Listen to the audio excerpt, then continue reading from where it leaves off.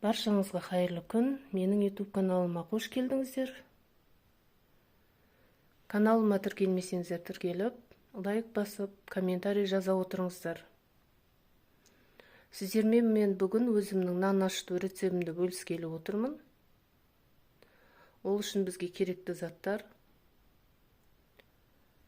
ашытқы керек, бір дана жұмыртқа керек, сұйық май керек, 200 граммдай сүт, жылы су, және електен өткізілген ұн, және тұз.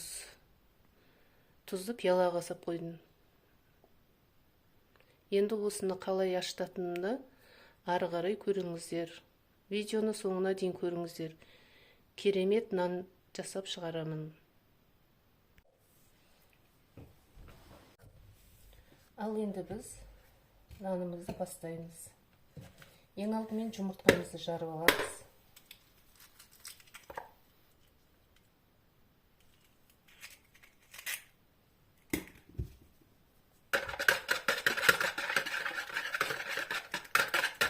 Араластырып, жылы сүтімізді құямыз.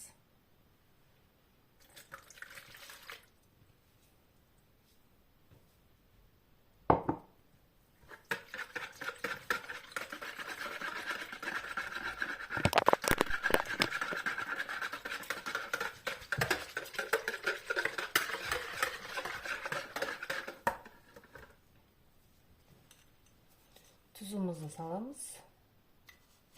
Тұзды енді шамасына қарай саламыз. Ащы болып кетпеу керек. Негізі нанның тұзы сәл кемдеу болған жақсы. Көтерілуіне, пісуіне жақсы болады.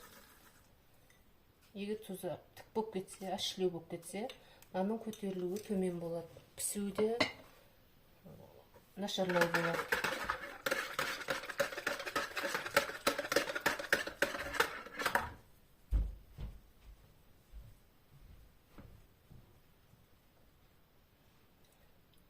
Сұйық майымызды құямыз. Сұйық майдан енді мен 3 ас қасықтай құйдым. Жаңа сіздерге өлшеп көрсетпеппін. 3 қасықтай сұйық май болады.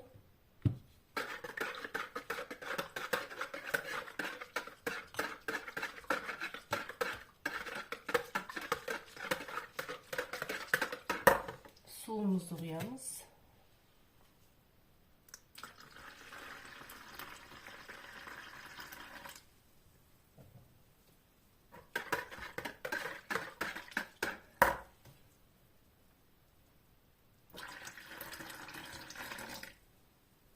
500 граммдай су құйдым мен.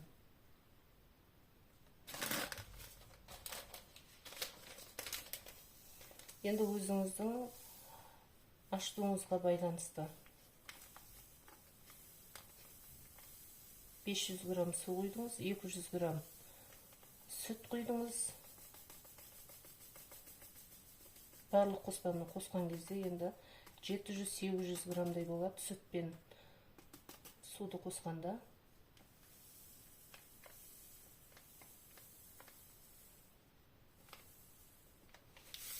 Ашытқымызды салып жатырмыз.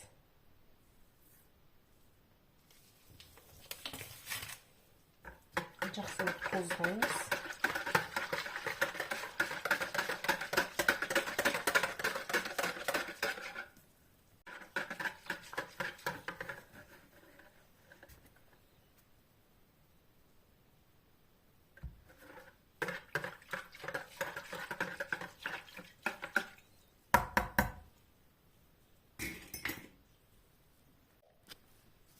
Мен сіздерге барынша көрінсін деп жатырмын, өзімнің шамам келгенінше. Енді ұнымызды салып, қамырымызды илейміз.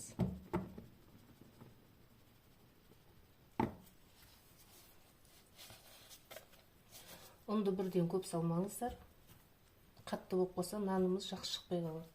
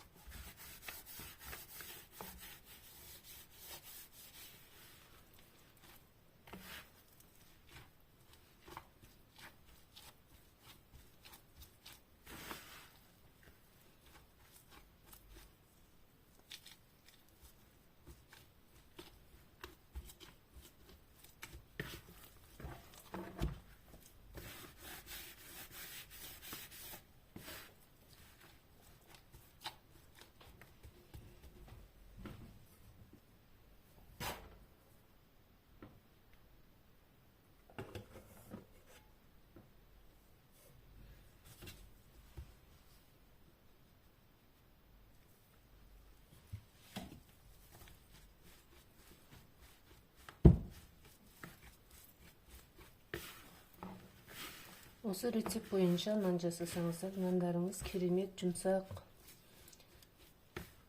дәмі де керемет болады. Өздеріңіз қалай формада жасағыларыңыз келіп, солай жасай бересіздер. Мен сіздерге бүгін піскен кезде өзімнің қалаған формамда жасап көрсетемін.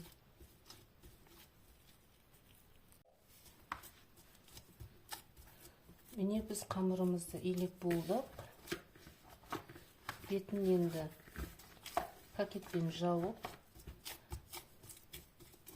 жылы жерге қоямыз.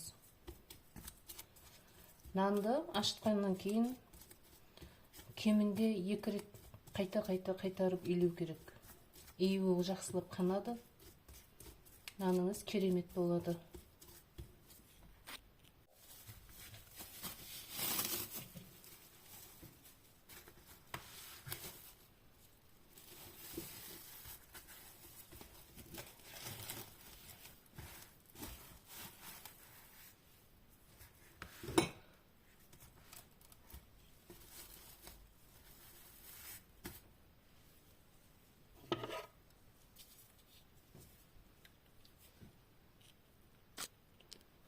Нанды ашытып болдық, енді оны ашуын күтетін боламыз.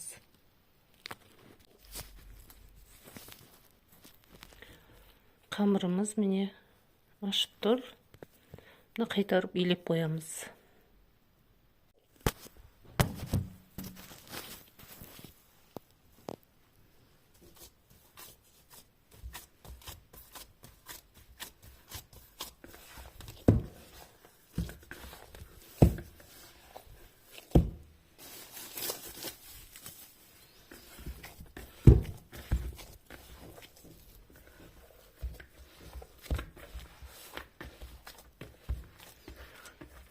Bir қолыммен сүріп тұрғаннан кейін екінші қолыммен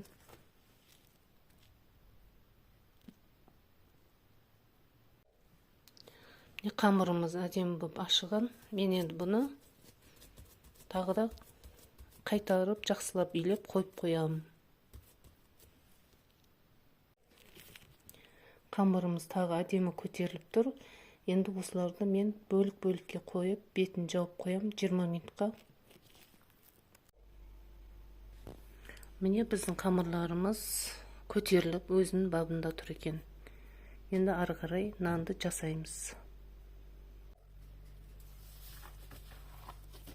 Міне біз нандарымызды жасаймыз. Нан жасаған кезде кішкене астына май жағып қойсақ болады.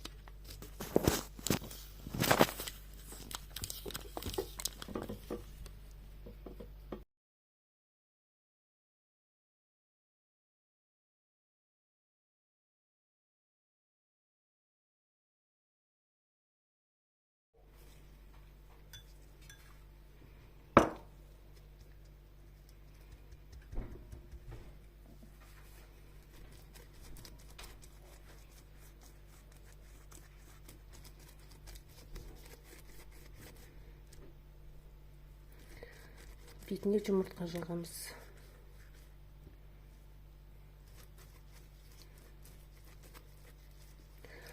Құрамында сүт болғаннан кейін 200-180 градуста пісірсеңіздер болады. Сүт қосылғаннан ыстықты тез қабылдайды, сондықтан қатты тез пісіп кетпеу үшін.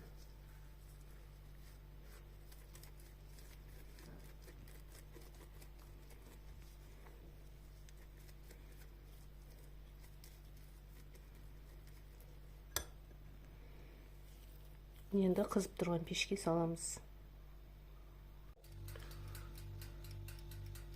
20 минутқа уақытын қойып, 180 градусқа қойып, нанды пешке саламыз.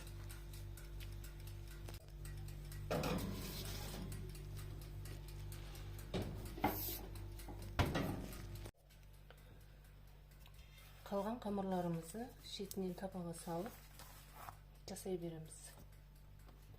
Мен енді мұны басқаша жасайым.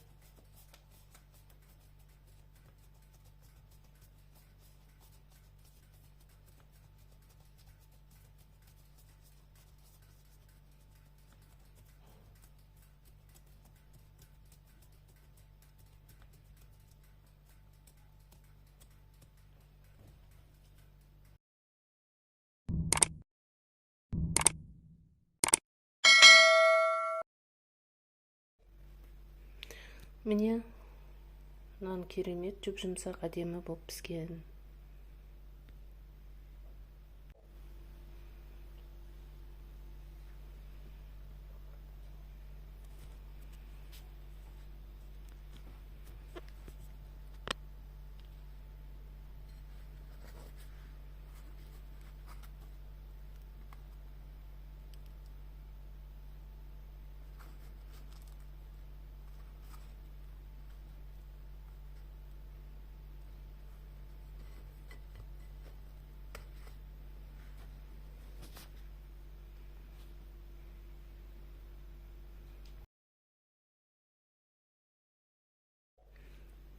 Міне достар, біз нанымыздың бәрін пісіріп болдық. Бағасын өздеріңіз беріңіздер. Сіздерге ұнайды деген ойдамын. Жасап көріңіздер осы рецептпен. Сау болыңыздар, назарларыңызға рахмет.